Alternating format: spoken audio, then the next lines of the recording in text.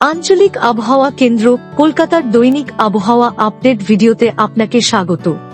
আজ সর্বনিম্ন তাপমাত্রা ছিল দক্ষিণবঙ্গে সিউড়িতে 11 ডিগ্রি সেলসিয়াস, উত্তরবঙ্গের সমতলে পুন্ডিবাড়ি ও আলিপুর দুয়ারে 12 ডিগ্রি, পাহাড়ে দার্জিলিংয়ে 4.5 ডিগ্রি।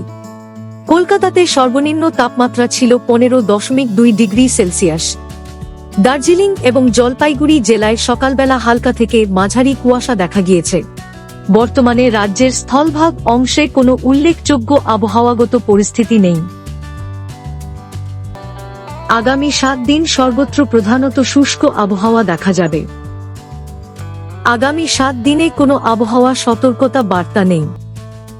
আগামী 3 দিন উত্তরবঙ্গের দার্জিলিং, জলপাইগুড়ি, কোচবিহার এবং উত্তর দিনাজপুর জেলাগুলির 1-2টি স্থানে সকালের সময় হালকা থেকে মাঝারি কুয়াশার সম্ভাবনা রয়েছে।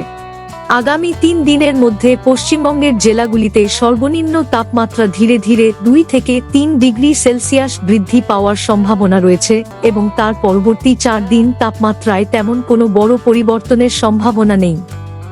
আবহাওয়া সম্পর্কিত আরও আপডেটের জন্য আমাদের অফিসিয়াল ওয়েবসাইটটি অনুসরণ করুন।